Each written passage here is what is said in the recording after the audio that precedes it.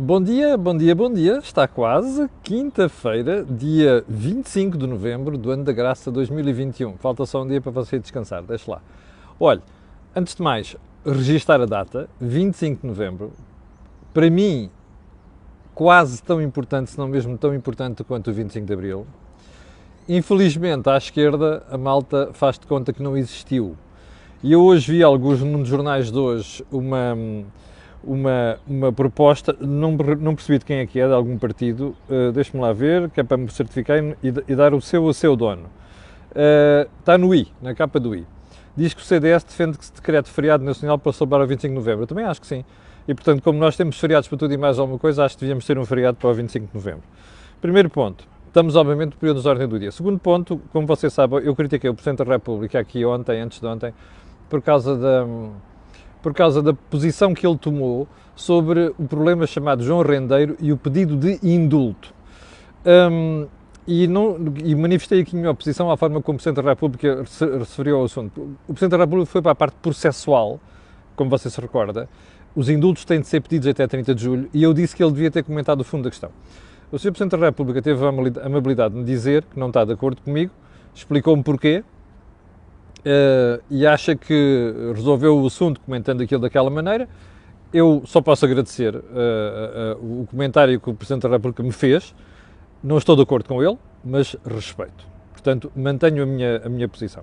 Em todo o caso, quero dizer que ontem o Presidente da República fez um grande serviço ao país na apresentação do livro da Maria João Avilés, quando fez um discurso em que defendeu a liberdade de imprensa. E houve ali um ponto particular do discurso do professor Marcelo Rebelo de Sousa que me encantou, que foi: em democracia é preferível termos mais liberdade do que termos menos liberdade. Ainda que essa mais liberdade de imprensa possa às vezes poder conduzir a abusos ou a falhas, se quiser, não é abusos, é falhas. Portanto, muito a jeito e muito a tempo dos tempos que nós vivemos. Portanto, palmas para o Presidente da República por causa disso. Como vê, sou capaz de elogiar assim como criticar. Vamos então ao período de ordem do dia, não sem antes lembrar duas coisas. Este canal tem uma parceria com a Prozis, e, portanto, você, quando for ao site, vai ter um desconto de 10% de utilizar o cupom Camilo. E não esqueça que nós estamos na Black Week, como já percebeu, há reduções grandes de preço antes da Black Friday, ok? Agora sim, vamos ao período de ordem do dia e vamos registar com agrado mais uma condenação ao Ricardo Salgado. Desta vez foi da CMVM e a multação, 2 milhões de euros. Eu espero que Ricardo Salgado não invoque quaisquer, não só amnésia, como insuficiência de recursos para pagar estas coisas. Vamos ver onde é que isto vai dar. Segundo ponto, ontem, eu percebi pelos canais de televisão, houve um almoço entre Carlos Moedas, Presidente da Câmara de Lisboa, e Paulo Rangel. E esse almoço, apressaram-se Paulo Rangel e Carlos Moedas a explicar que não tinha nada de especial, era apenas um convite de um amigo e que não significava o apoio de Carlos Moedas a Paulo Rangel. Nós não sabemos isso, também não estou muito preocupado com isso. O que eu estou preocupado, acho que Carlos Moedas podia ter escolhido outra altura para fazer isto. Como se costuma dizer em linguagem popular, se ele não quer aparecer como apoiante de Paulo Rangel, não se devia ter posto a jeito. Se a ideia era manifestar, ainda que subrepticiamente, o apoio, ótimo.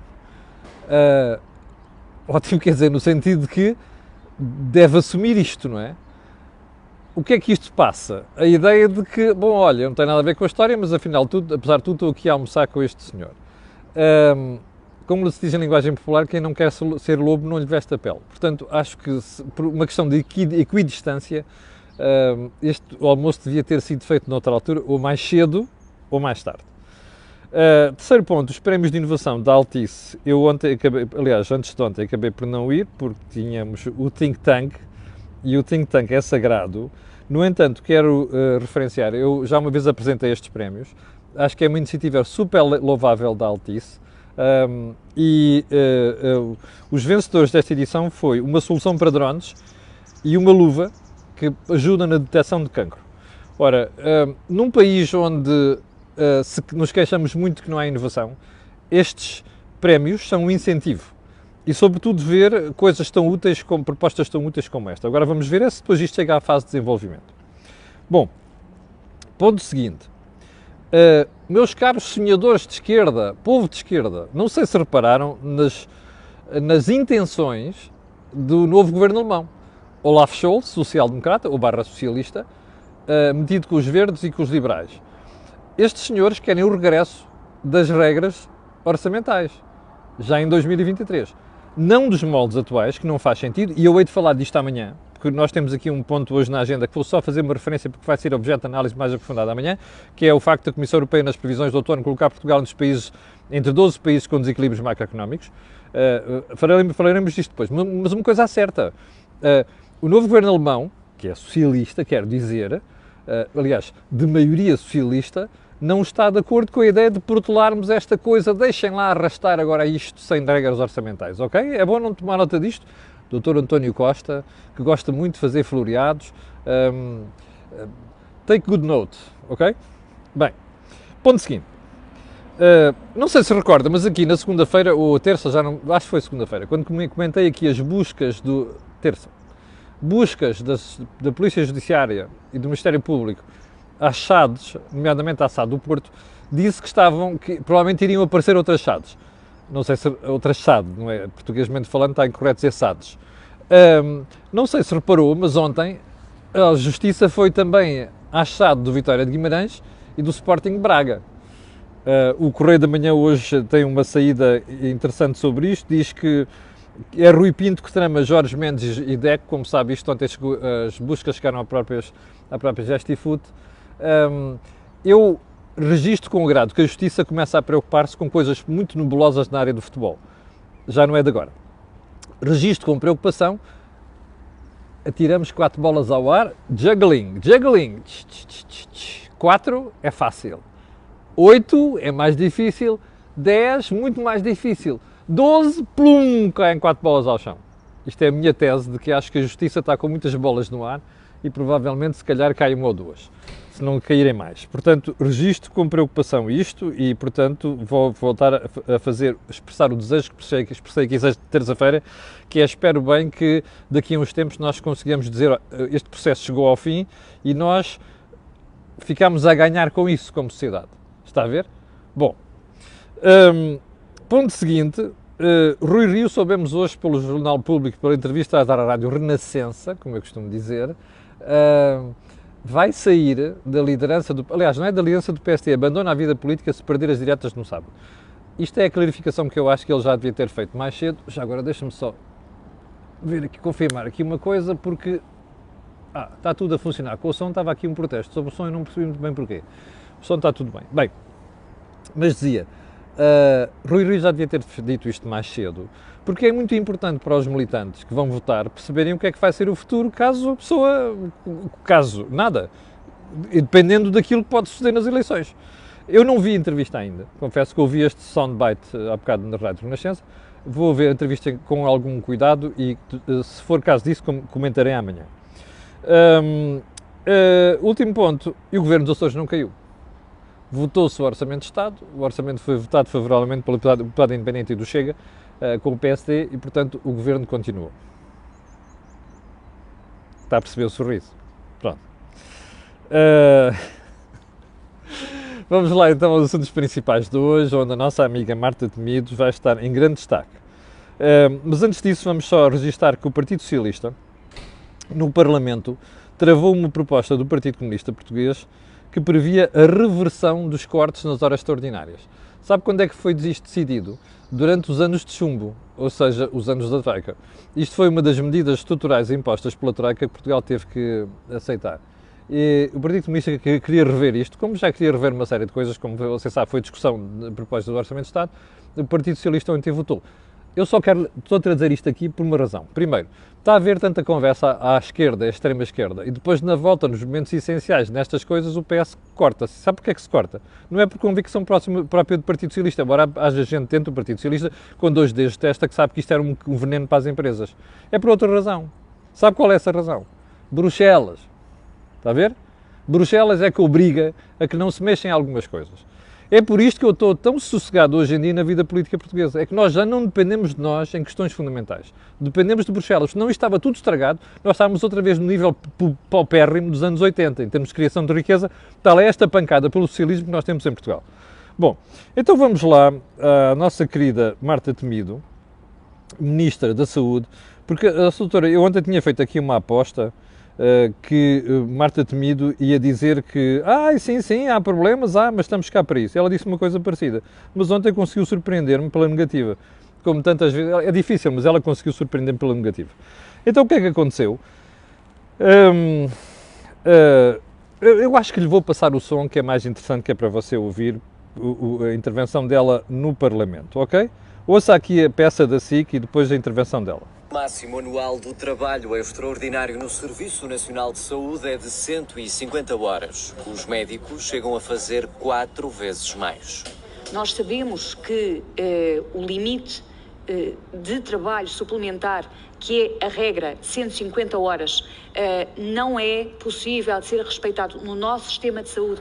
As soluções, diz Marta Temido, são, por um lado, aumentar o valor a pagar por cada hora extra e, por outro, contratar profissionais mais resilientes. Ouça. Também é bom que todos nós, como sociedade, e isto envolve várias áreas, pensemos nas expectativas e na seleção destes profissionais, porque, porventura, outros aspectos, como a resiliência, são aspectos tão importantes como a sua competência técnica. Estas são profissões, de facto, que exigem uma grande capacidade de resistência, de enfrentar a pressão e o desgaste, e temos que investir nisso. O sindicato... Ui. Então, espera aí.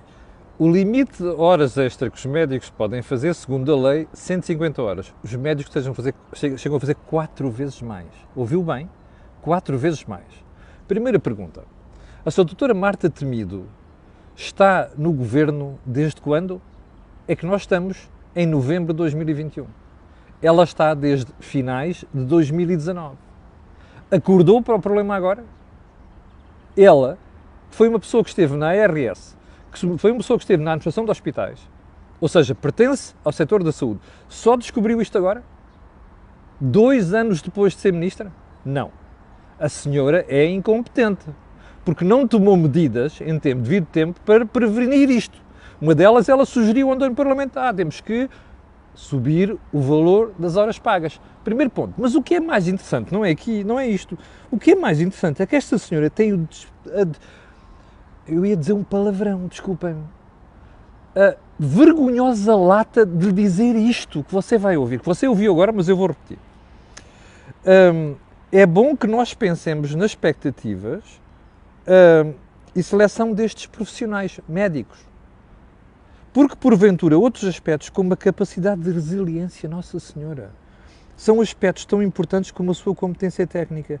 Estas são profissões que, de facto, exigem uma grande capacidade de resistência de enfrentar a pressão e o desgaste.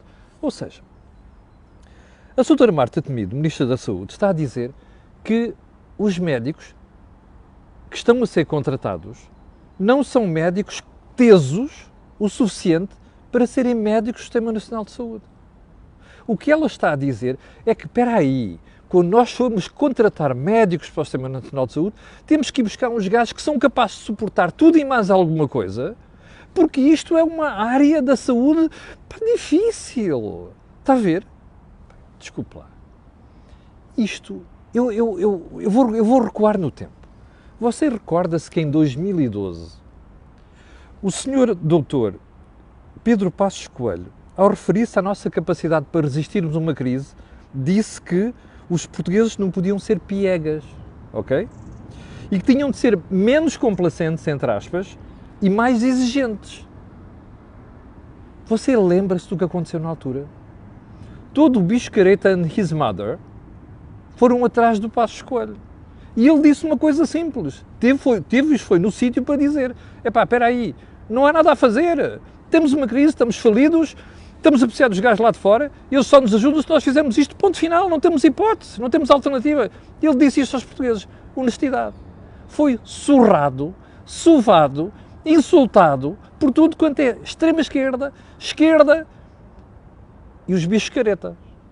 Bom, passados quase 10 anos, há uma ministra que chama os médicos de piegas. Aliás, o que ela disse ontem sobre os médicos é pior do que o Passos Coelho disse na altura sobre pieguices. Olha, eu não ouvi os comentadores de esquerda, nomeadamente aqueles que andam nas televisões, fazem os fretes momentais ao Partido Socialista, comentarem o assunto. Não ouvi o Partido Socialista comentar o assunto. Não ouvi a doutora Catarina Martins, que se manda ao ar por tudo e mais alguma coisa, comentar este assunto. E não vi o PCP. Ou seja, toda a gente caladinha. Diga-me uma coisa, qual é o respeito que esta gente merece? 0 ou abaixo de 0, certo? Bom, ontem parece que a Ordem dos Médicos reagiu, ou alguns médicos reagiram a isto. Eu acho que não é reagir. Eu acho que a Ordem dos Médicos tem de se levantar em armas, entre aspas, que é para pôr esta senhora na rua. Porque o que ela acaba de dizer é assim, eu sou incompetente a gerir o Serviço Nacional de Saúde. Eu sou incompetente, que sou a coveira do Serviço Nacional de Saúde, juntamente com o meu patrão chamado António Costa. Percebe? Portanto, como eu estou aqui há 2 anos e não percebi o problema e agora estou à rasca, porque vi em 6 meses saírem 404 médicos do Sistema Nacional de Saúde, como lhe falei aqui ontem, e agora estou à rasca, vou tirar as culpas para cima deles, que é assim, vocês é que são os pieguinhas, não são capazes de os ter no sítio para aguentar uma coisa tesa, como é o Serviço Nacional de Saúde. Desculpe, vá bugiar. Eu só tenho esta expressão, vá bugiar. E espero bem que hoje haja um pouco de vergonha nos comentadores de esquerda, nomeadamente afetos ao Partido Socialista, aos jornais afetos ao Partido Socialista e aos meninos que andam nas televisões afetos ao Partido Socialista, para terem a coragem de vir dizer esta senhora devia estar na rua, que é o sítio que a doutora Marta Temido merece. E já agora espero que a Ordem dos Médicos realmente se ponha armas, que é para dizer o que é que pensa do que esta senhora disse. Bom, vamos então seguir em frente. Já agora uma coisa, já reparou como a esquerda, o Partido Socialista, eu vou repetir isto, o Bloco de Esquerda e o PCP são os coveiros do SNS. O que a senhora disse ontem, o estado do SNS hoje é de coveiro, percebe? E são os partidos que enchem a boca com os Antónios Arnaud, os Joões Semedos, percebe? E o Serviço Nacional de Saúde, que conduziram o SNS a este estado. Isto é uma tragédia, percebe? Uma tragédia. Já agora gostava de ouvir o Sr. Presidente da República, quando estender o microfone, comentar isto que disse a Sra. Ministra da Saúde, ok? Bom, já agora, por falar ainda na Ministra da Saúde, o Dr. Rui Rio não ouviu o que disse a Ministra ontem? Não ouviu. Portanto, a oposição anda onde? A pastar? Ou andam a fazer guerras aqui entre uns e outros dentro do Partido Social Democrata, em vez de estarem a prestar atenção àquilo que é António Costa e a miséria de governo que empobreceu Portugal em 6 anos e conduziu a SNS a esse estado? Estão a dormir? Bom, estão a ver porque é que eu acho que a liderança do PST é um desastre? E estão a ver porque é que eu digo aqui que a direita vai levar uma sova nas próximas eleições? Esta gente anda a dormir. Bom, eu parece que ontem disseram-me assim, estava a escrever isto, alguém me escreveu a dizer, olha, o Rangel reagiu aquilo. Deve ter sido tão frouxa a reação que isto não fez manchetes. O que a gente devia ter hoje nos jornais, nas manchetes dos jornais, era esta história. Era a senhora Ministra da Saúde chamar piegas aos médicos. Percebem? Isto é que devia ser. Infelizmente, parece que a comunicação social anda a dormir. Bom, como outras pessoas também. Vamos mudar de assunto, porque isto aqui, a vergonha não fica por aqui. Já agora, vou deixar mesmo esta história. Portugal mantém, como lhe disse há bocadinho, Bruxelas mantém Portugal em vigilância aprofundada por causa dos equilíbrios macroeconómicos. Isso só não fez uma análise orçamental, porque, como sabe, nós tivemos orçamento chumbado, mas já fez de outros países, nomeadamente Itália e por aí adiante. São 12 países que vão ficar em investigação aprofundada, Portugal está lá. Eu vou tocar nisto amanhã, porquê? Porque é passar ao ponto seguinte. Ontem ouvimos o Governo dizer que vai adiar a extinção do CEF por 6 meses. Como sabe, eu sou contra a extinção do CEF. Acho que em Portugal a malta tem mania de dizer que faz reformas, mexe umas coisas e acha que as coisas mudam. Não mudam coisa nenhuma. E sabe o que é que se deu ontem? O Ministro Eduardo Cabrita, muito à risquinha, confrontado pelos jornalistas, veio explicar que é por causa da pandemia. Como agora há um recrudescimento da pandemia, nós temos de ter cuidado para o controle de fronteiras. Não tem rigorosamente nada a ver uma coisa com a outra. Eu vou-lhe explicar porque é que o Governo decidiu, e infelizmente não vi isto ainda analisado nos jornais e nos outros sítios, porque é que o Governo decidiu não extinguir o CEF. Sabe porquê? Porque sabe que isto ia ser uma pouca vergonha, um desastre autêntico. Ia perder o controle das coisas, está a perceber? Porque as coisas feitas por Eduardo Cabrita e esta reforma foi mal parida. Foi apenas por isto. E já agora um pormenor. Não foi Eduardo Cabrita que decidiu suspender por 6 meses, foi o Primeiro-Ministro, ok? Acordem. Isto foi a imposição do Primeiro-Ministro Eduardo Cabrita, porque António Costa está à rasca, está em cima das eleições e já percebeu que vai ser um escândalo e uma desgraça a reforma do CEF. E não quer chatices em cima das eleições. Foi esta a razão. Portanto, acordem e noticiem as coisas como deve ser. E analisem as coisas como deve ser. Aquela história que saiu há dias, de uma gravação dentro do CEF, em que alguém à vontade chamou todos os nomes ao Governo e chamou-lhes de incompetentes e disse que não havia dinheiro, tem toda a razão. E até lhe vou dizer mais, é pior do que aquilo. É só você falar com um dos ou três fontes interessantes dentro do CEF para perceber qual é o estado daquilo está. Ora bem, é este o problema que o Governo tem pela frente. E foi isto que Eduardo Cabrita não esteve no sítio para comentar ontem. Aliás, não sei se percebeu, mas Eduardo Cabrita gaguejou por todos os lados, incomodado com as perguntas, porque ele sabe perfeitamente que a decisão não foi dele, foi do Primeiro-Ministro. Tal é o estado em que aquilo está. Bom, já agora, não sei quanto tempo é que já levamos desta brincadeira, 21 minutos, só registar aqui que o endividamento dos portugueses está a crescer ao ritmo mais elevado dos últimos 12 anos. A história está no Eco desta manhã, dê lá uma olhada e veja o gráfico, veja o gráfico, que é interessante ver o gráfico. Eu vou relacionar esta matéria amanhã quando analisar os desequilíbrios macroeconómicos que em Portugal está. Eu não quero terminar a conversa de hoje sem mais uma frase da semana, que é esta.